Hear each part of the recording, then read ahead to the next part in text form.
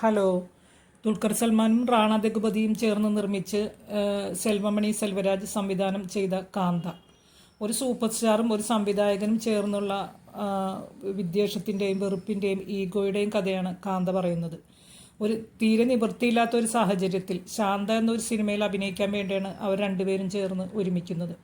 പക്ഷേ ആ സിനിമ ഈഗോയുടെ പേരിൽ കാന്തയാവുന്നു. അവസാനം അത് തീരെ ദയനീയമായ രീതിയിൽ ശാന്തയിലേക്ക് തന്നെ എത്തിച്ചേരുന്നു.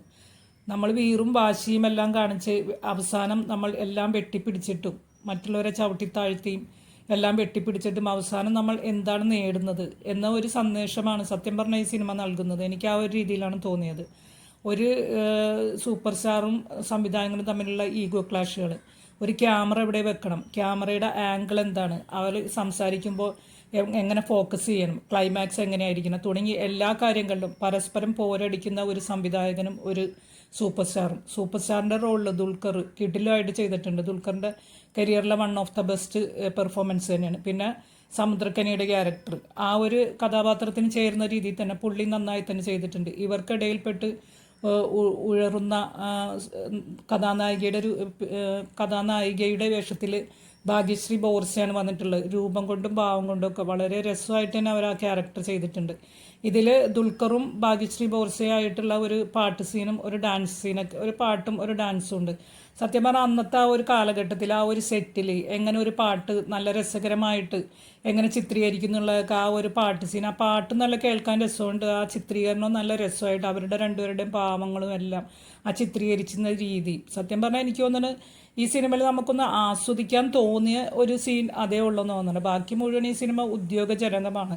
ഏത് നിമിഷം എന്തും സംഭവിക്കാവുന്ന പോരടിക്കുന്ന രണ്ടുപേരുടെ ജീവിതം, പരസ്പരം ഒന്ന് സംസാരിക്കാനോ തുറന്നു പറയാനോ ഒന്നും മെനക്കെടാതെ പരസ്പരം പോരടിച്ച് അവസാനം എല്ലാം തുറന്നു പറയുമ്പോഴേക്കും എല്ലാം കൈവിട്ടു പോയ ഒരവസ്ഥ. വളരെ രസകരമായി തന്നെ ഉദ്യോഗജനകമായി തന്നെ ആ കഥ നല്ല രീതിയിൽ തന്നെ മുന്നോട്ട് പോയിട്ടുണ്ട്. ഇതിൽ നമ്മൾ സെക്കൻഡ് ഹാഫ് വരെ, ഫസ്റ്റ് ഹാഫ് തീരുന്നവരെ നമ്മൾ വളരെയധികം ഉദ്യോഗത്തോടെയാണ് നമ്മൾ ഈ സിനിമ കണ്ടുകൊണ്ടിരിക്കുന്നത്.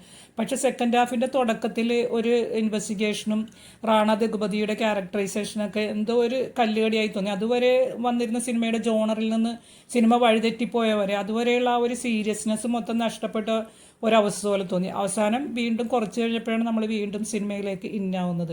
അത് ആ ക്ലൈമാക്സ് സീനുകളൊക്കെ വളരെയധികം ഉദ്യോഗജനകമായിരുന്നു. അത് നമ്മളെ ശരിക്കും നമ്മളെ പിടിച്ചിരുത്തുന്ന രീതിയിൽ നമ്മുടെ ജോണറിന് ചേരുന്ന രീതിയിൽ തന്നെയാണ് ആ ഒരു കളറിങ്ങും സെറ്റും ഒക്കെ ഡിസൈൻ ചെയ്തിരിക്കുന്നത്. സത്യം പറഞ്ഞാൽ ആ ഒരു സെറ്റും ആ ഒരു ചുറ്റുപാടും ഒക്കെ ഈ സിനിമ ആവശ്യപ്പെടുന്ന ആ ഒരു രീതിയിൽ തന്നെയാണ്.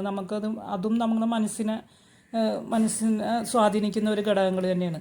പിന്നെ ഇത് സിനിമ തീർന്നു കഴിഞ്ഞ് ഡയറക്ടറുടെ പേരും നിർമ്മാതാവിൻ്റെ പേരും ഡയറക്ടറുടെ പേരും കാണിച്ചു കഴിഞ്ഞിട്ടും പിന്നെ നമ്മൾ എഴുന്നേറ്റ് പോരരുത്. സിനിമ വീണ്ടും കുറച്ചും കൂടെ ഒരു വാൾകഷ്ണം പോലെ വീണ്ടും ഉണ്ട്. സത്യം പറഞ്ഞാൽ ആ ഒരു കഥാനായകൻ്റെ ജീവിതം നമ്മൾ അതും കൂടെ കണ്ടു കഴിയുമ്പോഴാണ് പുള്ളിയുടെ ജീവിതം ശരിയായ രീതിയിൽ നമുക്ക് മനസ്സിലാവുന്നത്.